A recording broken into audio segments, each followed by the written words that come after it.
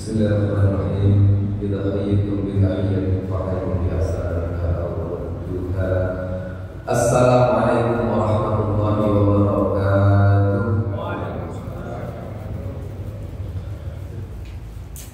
Alhamdulillahilladzi wahaba ni'aman katsiratan hatta badana 'ala al-ijtima' fi hadhihi al-lailah al-mubarakah. Shalatan wa salaman daimaini mutalazimaini ala habibina wa syafi'ina wa maulana Muhammadin wa ala alihi wa ashabihi ajma'in. Qala Allah ta'ala fil Qur'anil Karim, a'udzu billahi minasyaitonir rajim. Ya ayyuhalladzina amanu qu anfusakum wa ahlikum nara wa quduha an-nas wal hijarah 'alaiha malaikatun ghiladun shidadun la ya'suna Allaha ma amarahum wa yaf'aluna ma yu'marun. Bapak-bapak, ibu-ibu jamaah salat maghrib Masjid Al-Mahdi beserta segenap takmir masjid yang senantiasa dimuliakan oleh Allah. Syukur alhamdulillah malam ini kita bisa kembali berwajah bertatap muka dan merangkak thalabul ilmi. Mudah-mudahan apa yang nanti akan kita sampaikan, yang akan kita bahas bersama senantiasa menjadi catatan amal kebaikan kita yang kelak ketika kita kembali kepada Allah Subhanahu wa taala ada hikmah-hikmah yang sudah kita kerjakan selama kita hidup di muka bumi ini. Marilah kita awali kajian malam ini dengan bersama membaca basmalah. Bismillahirrahmanirrahim. Sebelum kita masuk ke materi, saya mau tanya dulu ke bapak-bapak yang hadir serta ibu. Pak, Bu, menurut panjenengan anak itu anugerah atau musibah?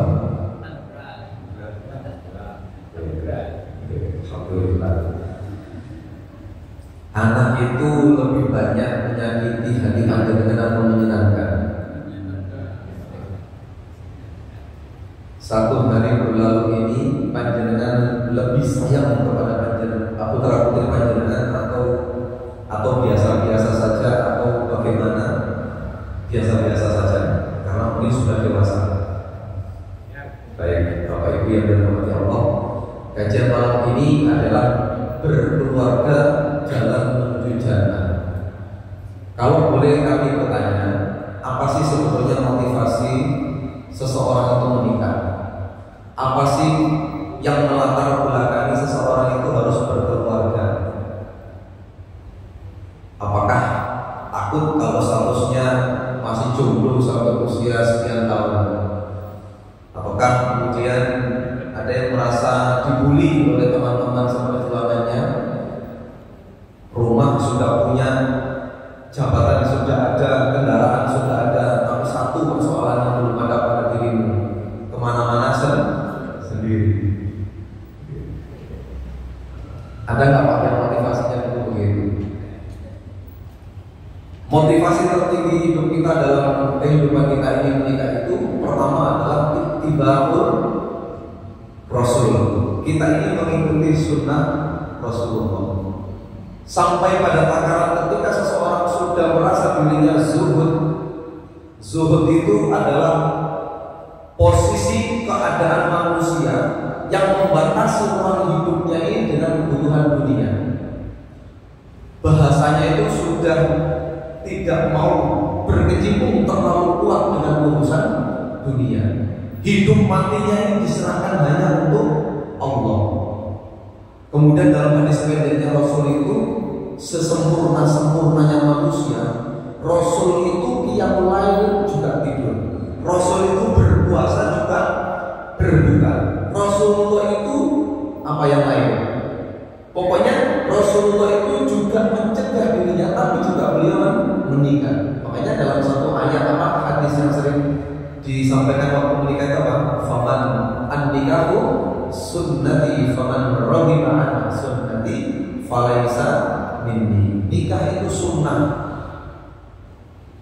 dan barang siapa yang tidak menyukai sunnahku bukanlah bagian daripada golonganku.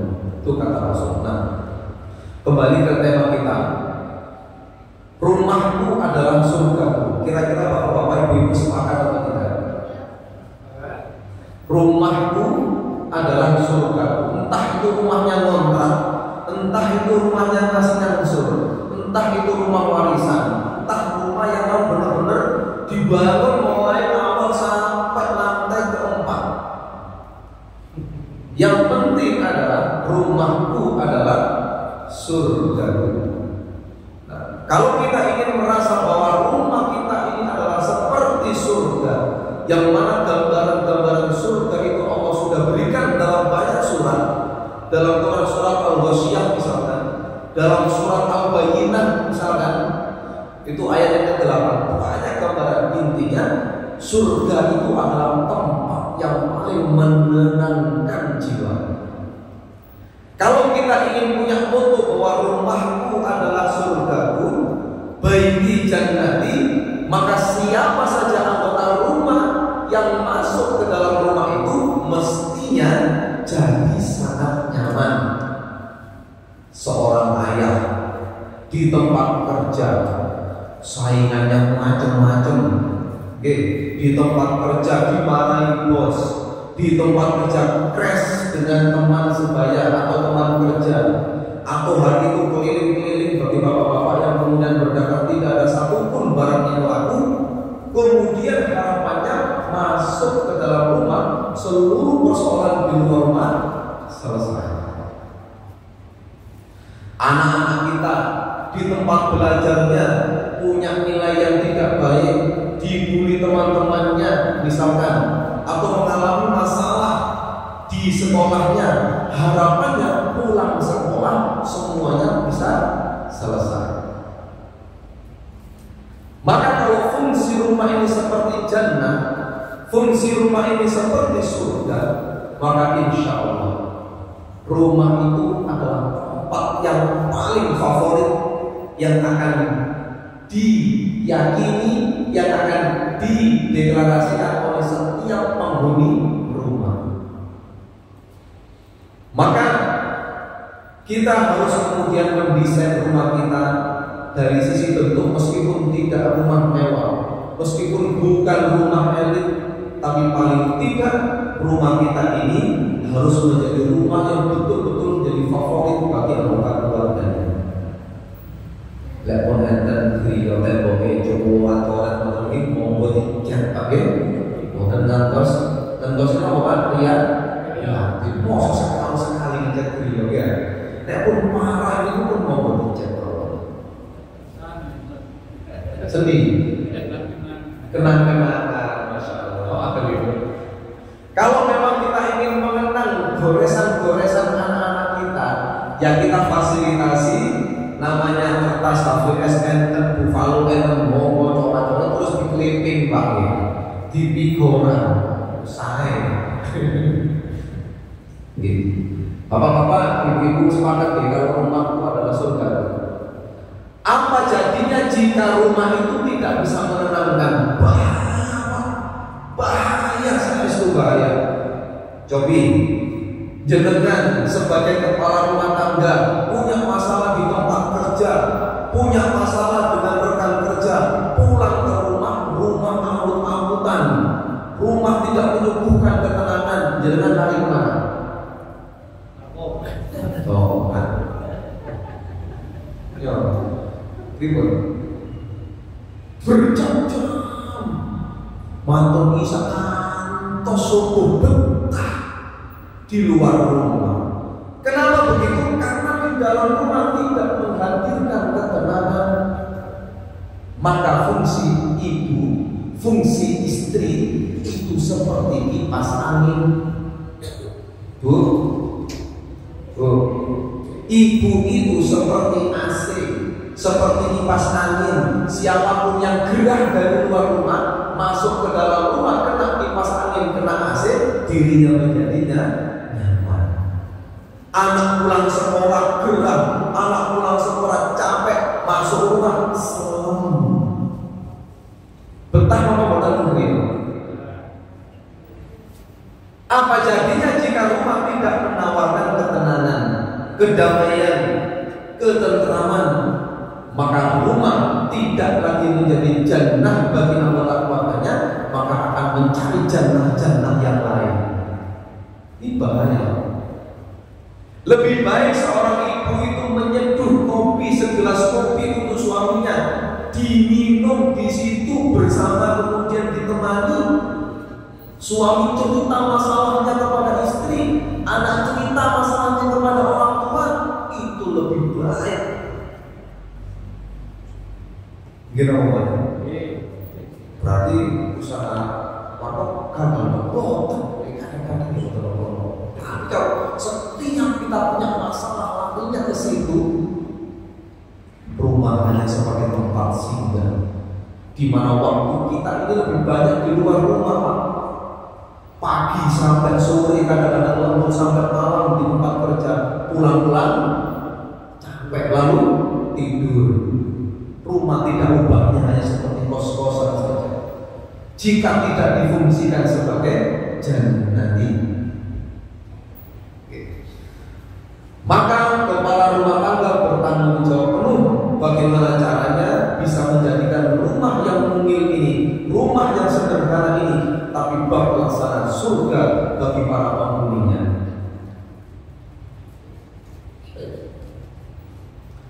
Berikutnya, ini Pak, satu quote yang sangat indah.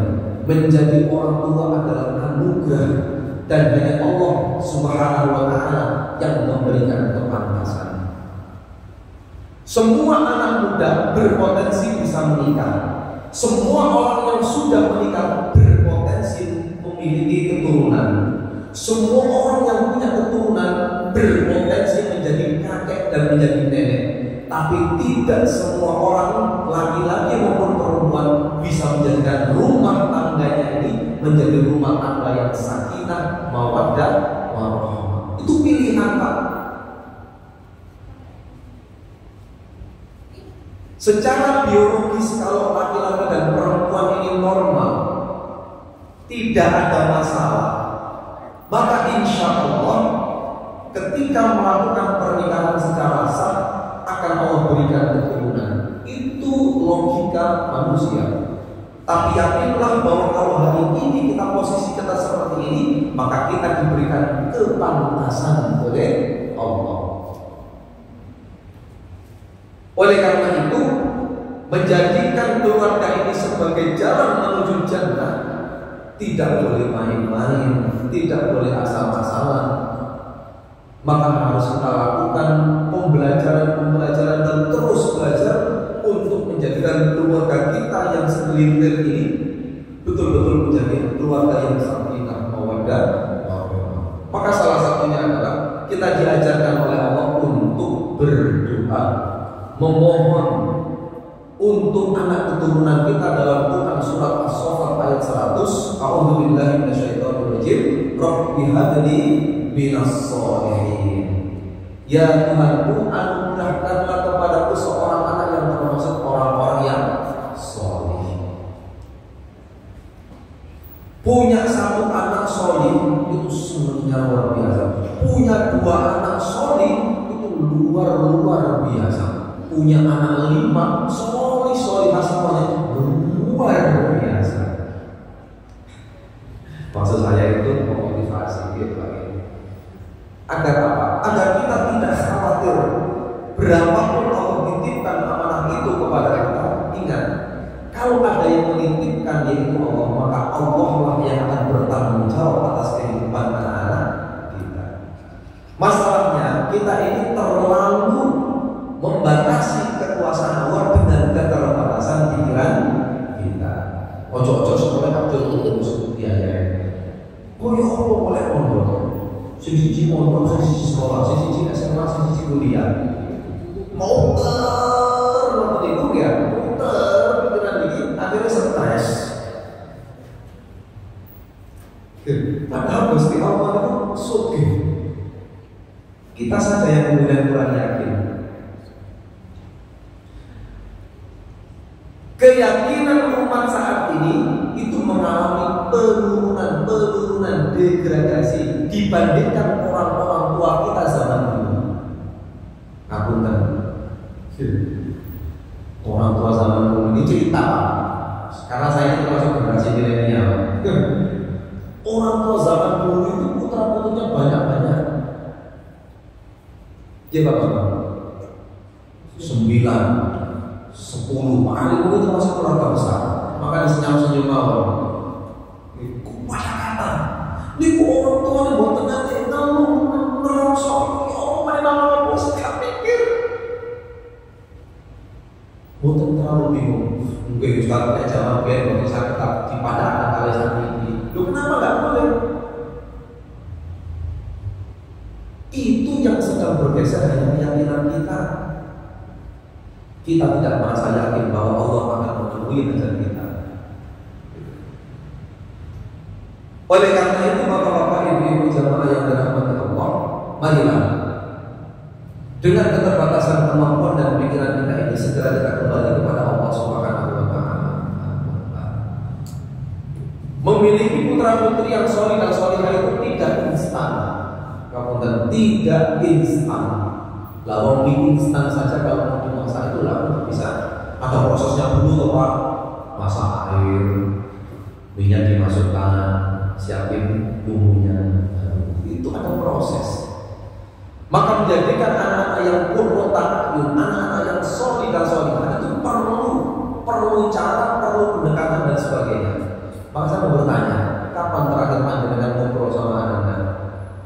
Punah-punah usah atau usah ngobrol? Ya Allah. Apakah kalau anak kita sudah merasa remaja, apakah kalau anak kita sudah dewasa kita nggak berani ngobrol? Kita nggak bisa bercengkrama? Nggak bisa, tetap harus ngobrol. Sebab ngobrol itu adalah kunci membuka kedekatan kita dengan keluarga-keluarga kita itu. Kalau anggota keluarga tidak pernah ngobrol, maka itu grio itu terus kuburan. Bapak ketemu anak tengah jemput, ayah ketemu istri, ngotot itu boten ngomong tapi WA. Bapak tuh masuk bensin kalau kontaknya nempel, duitnya nang mana itu, Pak. Boten ngobrol tapi WA. Alhamdulillah kami punya WA grup keluarga. Oke, enggak apa-apa. Tapi yakinlah bahwa ngobrol itu mendekatkan kita secara emosi. Makanya Pak, yakin di Purnomo yang buru-buru mudik. Kenapa kok mudik?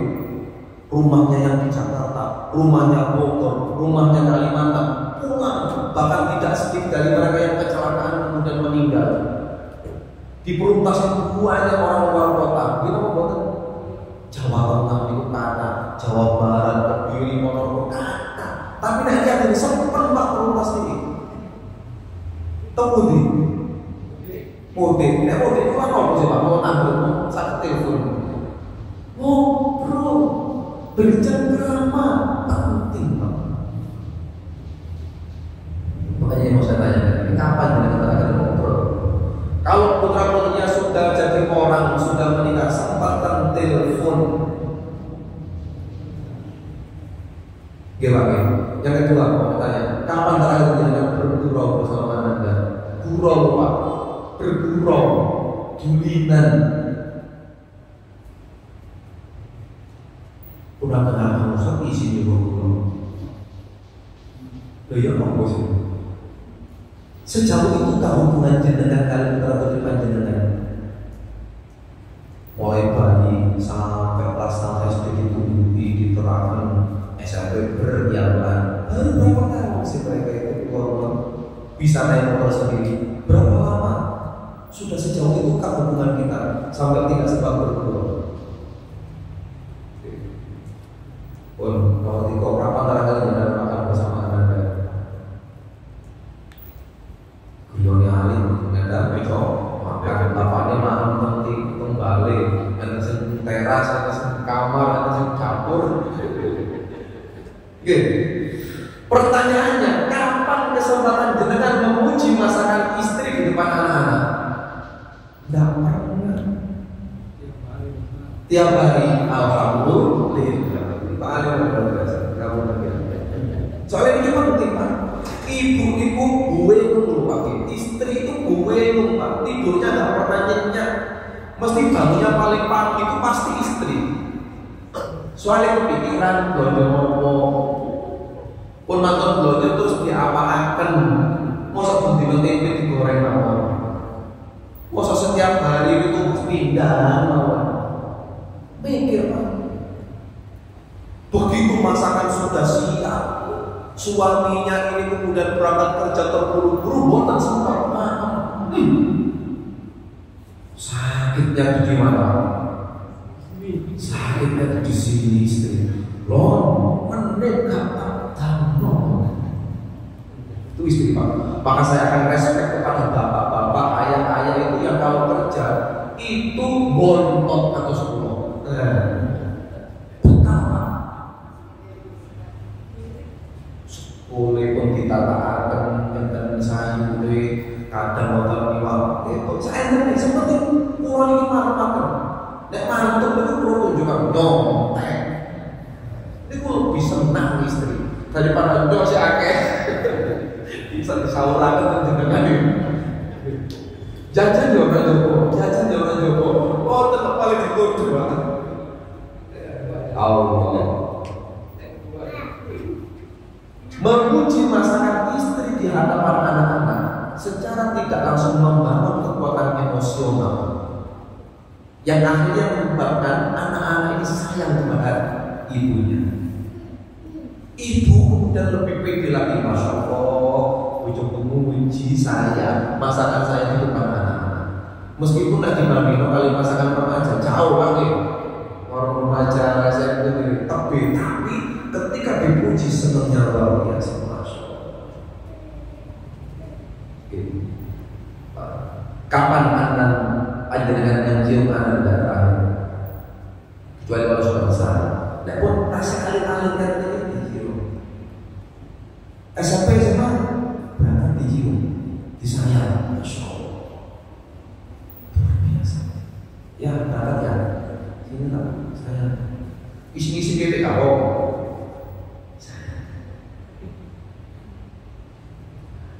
Kenapa sih kok kita harus cium anak kita? Itu simbol kedekatan. Jadi kan mampir itu sepuh, itu anak-anak teringat betul ya Allah. Ini orang tua saya dulu yang senantiasa mencium mendoakan saya ketika saya berangkat sekolah. Maka ketika hari ini orang tua saya sampun sepuh, akan saya rawat betul, akan saya perhatikan betul orang tua saya. Yang keempat, kelima. Kapan terakhir panjenengan memeluk erat Anda? Jangan sampai dibilang memeluk hanya ketika anak punya masalah. Siapa ikhlas sama pedang buyuran. Ketika anak punya prestasi dipeluk. Ketika lama tidak berjumpa bagi bapak-bapak yang kampung sinar dipeluk. Makanya kalau seorang istri itu sedih, dengan peluk, insya Allah bisa 80% kesulitannya itu hilang. Yang 20% menemukan.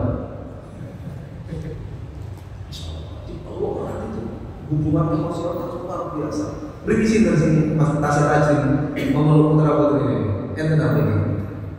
Enten ini, panas ya. Ibu ini Pak jangan musuh ya. Baru telat. Pak nanti di Surabaya jauh. Jam subuh ataupun berangkat. Bisa jadi anak-anak berubah. Baik yang terakhir Pak, kapan terakhir panjenengan mendoakan Anda? Setiap sholat didoakan. Doa walid ala walidihi la yustajab apa? Bighairi hijab. Tidak ada sekat. Tidak ada sekat.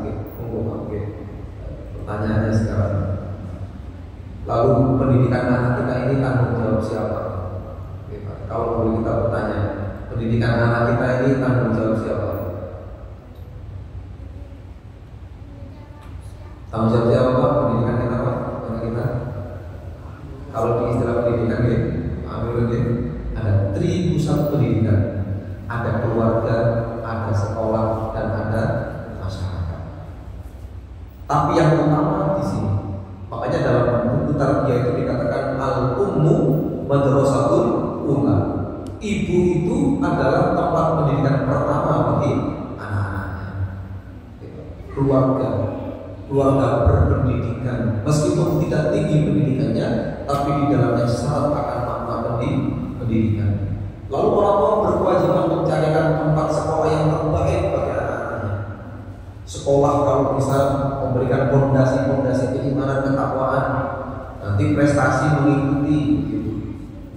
menyeimbangkan antara dunia dan akhirat ini penting. Dan yang tidak kalah penting adalah bagaimana kita melihat masyarakat untuk tumbuh kembang anak kita. Kalau memang masyarakatnya ini tidak mendukung, maka hijrah adalah solusinya. Jangan bagi ini penting banget. Ini masyarakat ini penting. Kenapa? Rasul mengatakan al-mar'u 'ala dini khalilihi. Agama seseorang itu bergantung pada agama teman-teman yang ada di sekelilingnya.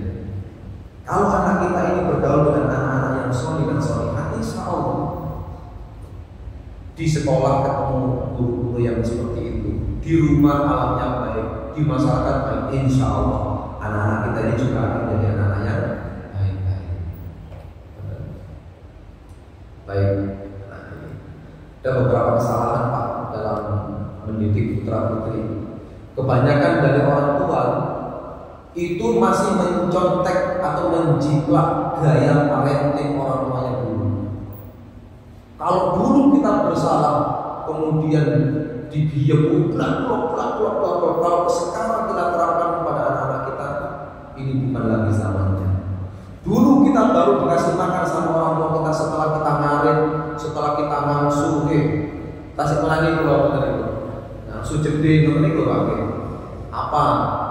Itu sekarang tidak boleh begitu, disesuaikan saja. Yang baik kita ambil, yang tidak baik mari kita tinggalkan. Yang kedua, berusaha membuat anak-anak sibuk, ini juga tidak boleh. Artinya apa? Anak-anak kita ini butuh waktu. Kalau pekerjaan di rumah silahkan ditentukan, tapi tidak terlalu diforsir, yang begitu berat. Maka konsep sekolah kalau sudah full day ini sekali yang saya sampaikan, itu adalah sekolah yang harusnya menghilangkan PR yang ada, supaya berkembang. Baik, yang ketiga, orang tua sering tidak sabar dalam mengajarkan kesabaran kepada anak-anaknya. Kesalahan-kesalahan yang terjadi saat kita ini menginginkan keluarga kita menuju jannah, tapi prosesnya ini yang kemudian masih jauh. Nah, yang keempat, orang tua terlalu sibuk menyelamatkan anak dari konsekuensi. Ini Pak, kalau istilahnya yang sering kita dengar itu adalah istilah anak mama. Anak punya masalah, harusnya dia tuntaskan sendiri, itu dibantu sama orang tuanya. Anak punya kendala, segera orang tuanya membantu. Terlalu posesif dengan anaknya, ini nggak baik Pak. Maka jangan salahkan jika ada anak yang sudah menikah, tapi kalau punya masalah lari kepada anak ini mencari orang tuanya Pak. Kenapa? Sejak kecil dijuju. Ya, sejak kecil ini orang tua masih terlalu sibuk menyelamatkan anaknya dari konsekuensi. Bahkan ketika anaknya salah pun itu dibela mati-matian. Maka nanti ketika anak-anak seperti ini sudah menjadi orang tua, jangan salahkan kalau mereka tetap seperti anak kecil yang selalu berlindung di bawah ketiak orang tua. Gak bisa menyelesaikan masalah, bahaya, gak survive. Makanya nanti kalau kita ini sudah punya anak-anak yang sudah mau menikah, sampaikan bahwa keluargamu tanggung jawabmu. Tegas. Masalah sedikit jangan lari ke ibu, masalah sedikit jangan lari ke bapak. Selesaikan, kamu sudah dewasa. Sebab kenyataannya masih banyak yang begitu, merepoti. Orang tuanya ngomong masjid di telepon, akhirnya bukan siap-siap masjid. Maksud saya tidak sempat menikmati masa tua untuk santai, karena masih berpikiran putra-putrinya. Maka tugas orang tua itu apa? Mempersiapkan dirinya berpisah dari orang tuanya. Itu Pak, tugas orang tua itu menyiapkan anak-anak kita ini pisah dengan kita. Entah bisa karena kita ini meninggal di awal, ataukah berpisah karena memang sudah waktunya mereka sudah menikah dan punya keluarga sendiri. Ini penting. Yang kelima yang kesalahan, terjebak dalam kompetisi parenting. Maksudnya apa? Suka membanding-bandingkan anak. Jangankan anak itu dibandingkan dengan orang lain, anak itu dibandingkan dengan saudaranya saja itu tidak senang.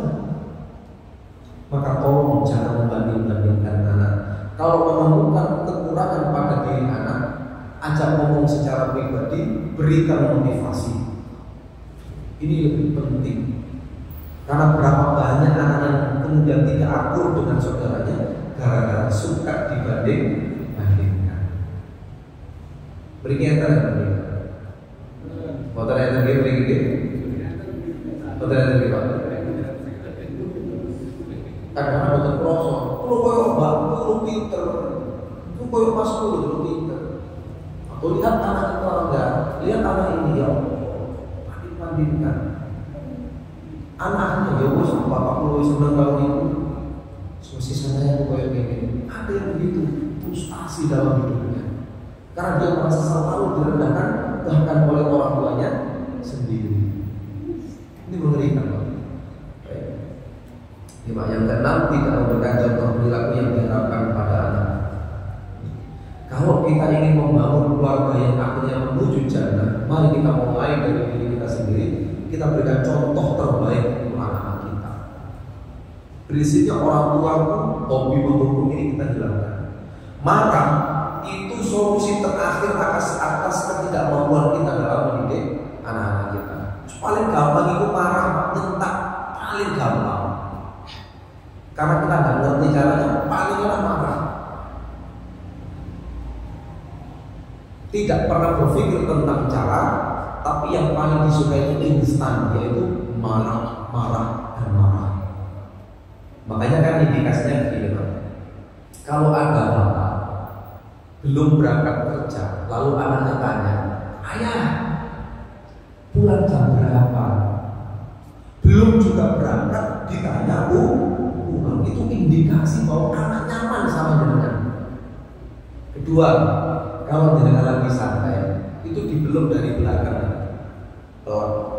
Itu lah bapaknya pegel, bisa di-smack dari.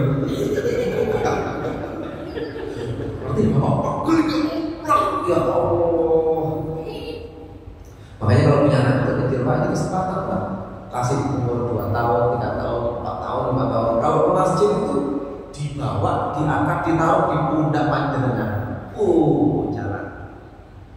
Terlalu sering saya angkat. Itu secara otomatis membuat rasa percaya dirinya ini tinggi. Bisa melihat lebih tinggi daripada yang lain. Kalau mau tidur, dilus, didoakan.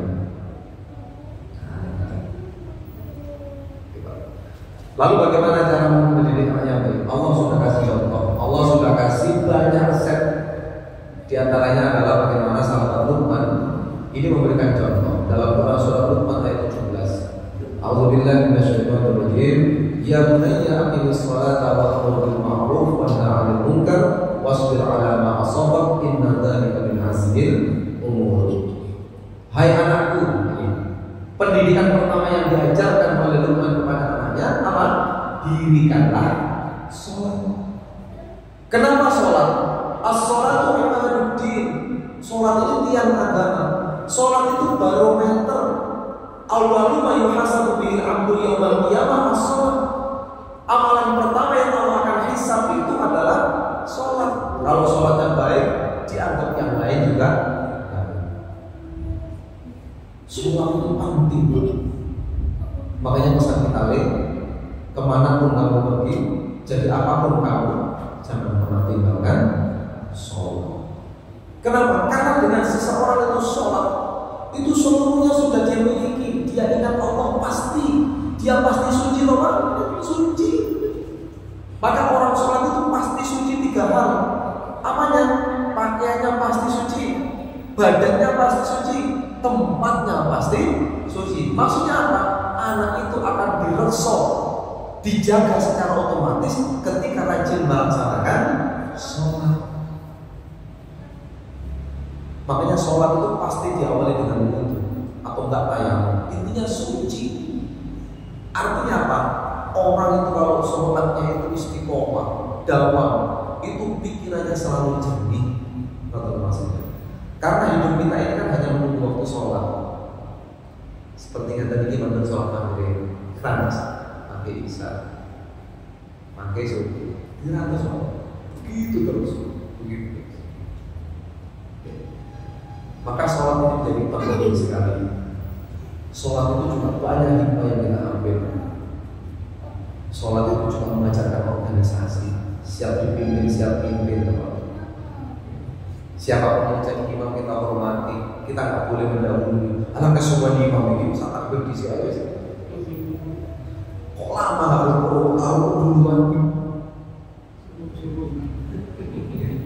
Imam itu ditunggu, mulai takbir sampai salam itu ditunggu, diikuti gerakannya pelan, mati sabar ya Allah, ojo suwi sih.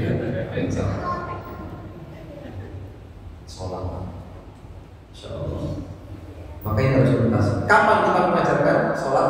Nuru auladakum bi sholat fa innahu sab'atu sini. Ajarkan anakmu itu sholat pada usia 7 tahun. Kenapa 7 tahun? Menurut penelitian bahwa akal anak kecil itu sudah mulai agak sempurna ketika usianya berapa? 7 tahun. Maka itu dipakai landasan oleh sekolah untuk masuk ke jenjang sekolah dasar. Usia masuk 7 tahun, kurang-kurang sedikit nggak apa-apa. Berapa tenggat waktunya dari belajar itu menuju yang menjadi taklif? 3 tahun Pak. Wadribuhum, ya. Pukullah anakmu ketika tidak bisa sholat dan usia mereka 10 tahun. Artinya apa? Orang tua itu diberikan oleh agama ini porsi waktu selama 3 tahun untuk mendidik anak-anaknya sholat. Bukan cekap kalau 3 tahun. Kirang kamu mau buatan ngapa-ngapain?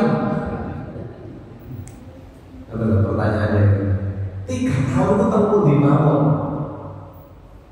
Hanya dibiasakan diajar, dibiasakan mencintai masjid, mencintai musola. Ini penting banget supaya nanti ada posisi yang otomatis ketika anak-anak ini sudah usia 7, 8, 9, 10 ini otomatis rajin sholat. Senang kan? Luas waktu terlalu dari sholat. Dan itu contoh. Ayo nih sholat. Jamaah. Kemudian dan suruhlah manusia berbuat yang ma'ruf dan cegahlah mereka dari perbuatan yang mungkar. Kita membiasakan putra-putri kita ini berlomba-lomba dalam kebaikan yang ma'ruf, baik dalam hal bersedekah, bertutur kata, bersikap, berpuasa, itu diajarkan Pak sejak dini. Saya yakin di antara jamaah ini ada yang sudah melatih putra-putri, cucu-cucu panjenengan itu misalkan pertama puasa, derek-derek kamu belajar puasa. Yang apa buatan? Belajar sedekah. Gimana? Belajar sedekah. Di zaman ini 2000. Pulau Kapunten juga pulau itu nasi termasukkan 3 jalur itu. Itu pulau sama 5. Dari kelas sekawan itu pulau sama 5 salah itu. Sing adik itu kalian. Saya ingin membiasakan bahwa anak saya itu nggak pedih, nggak pelit, nggak bakhil. Kelak ketika mereka menjadi orang kaya itu enak. Ya teman Pak. SD kalau mereka tidak eman mengeluarkan sedekah 2.000, nanti ketika mereka SMP tidak akan eman sedekah 5.000. Kelak ketika mereka SMA 10.000 itu pun biasa, adalah. Nek pun kuliah sambil kerja, masukkan uang ke infak ke masjid ke anak yatim piatu itu 20.000 itu bukan masalah. Nek pun kerja teman berkeluarga, infak 50.000, 100.000 itu biasa. Persis jamaah Al-Mahdi ya.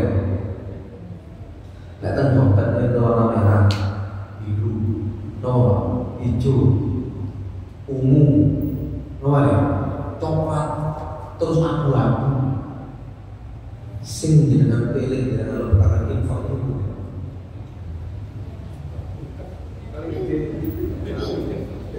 Masalahnya foto ini lumayan, di Aisyah bening, ikhlas.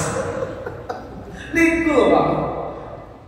Ambil nominal yang paling sedikit dibungkus dengan keikhlasan. Sedikit aja yang penting ikhlas. Sebenarnya gak mau ngerti aku gak lihat. Rokewu itu kadang-kadang 500 Allah. Tapi saya sakit. Makanya itu kita latih Pak.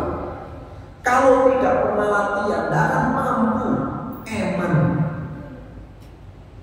Idul Adha berapa harga kambing? Mau pikir sih Anda? Padahal tabungan kekuatan berkening puluhan juta lumayan, belasan juta lumayan. Ini kan ada benih pedus gitu. Pinter dari mana? Kambing 3 juta. Pinter pada nih 3 juta kambing. Sekitar itu. Ngomong itu, ngomong belas.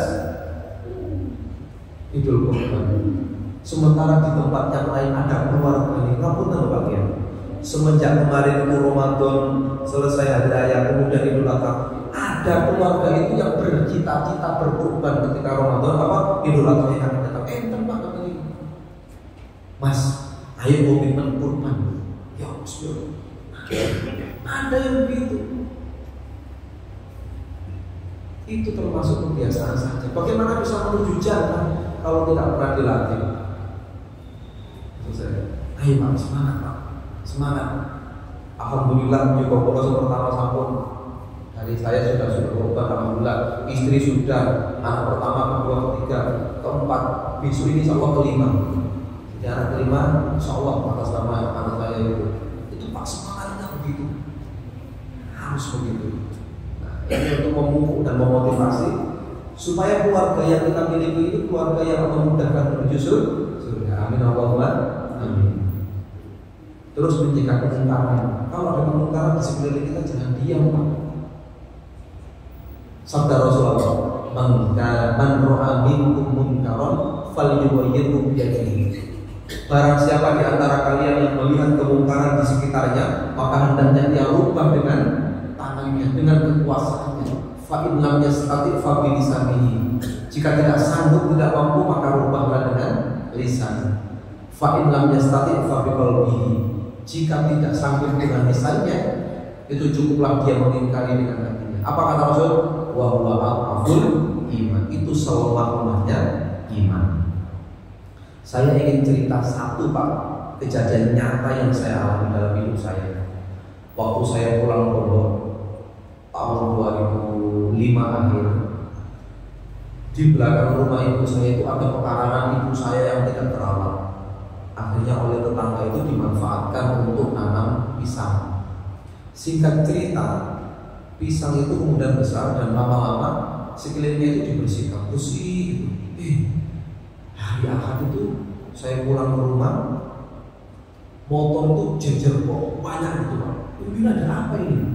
Saya tanya ibu. Ya ibu resah. Ada apa Bu?